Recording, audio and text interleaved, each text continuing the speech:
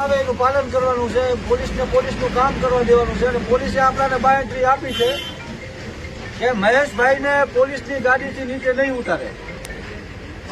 બરોબર ને?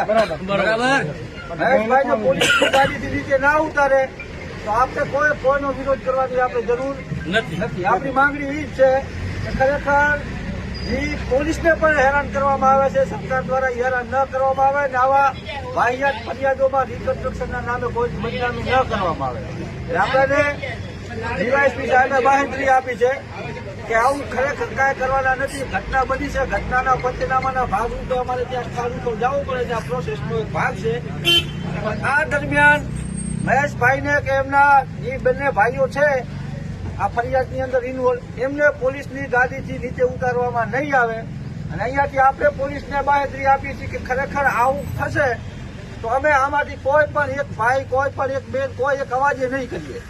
પણ જો ખરેખર બદનામી કરવાની કોશિશ કરવામાં આવશે તો અમે અમારો વિરોધ લોકતાંત્રિક રીતે દર્શાવશું. જ્યાં સુધી કોઈને સૂચના શું કરવાની ના મળે ત્યાં સુધી આપણે શાંતિથી સાઈડમાં આપણે ઉભા રહી જવાનું છે. આપણે જે વાતચીત કરતા હોય એ કરવાની છે, બાકી સૂચના વગર કાંઈ કરવાનું નથી. બરોબર?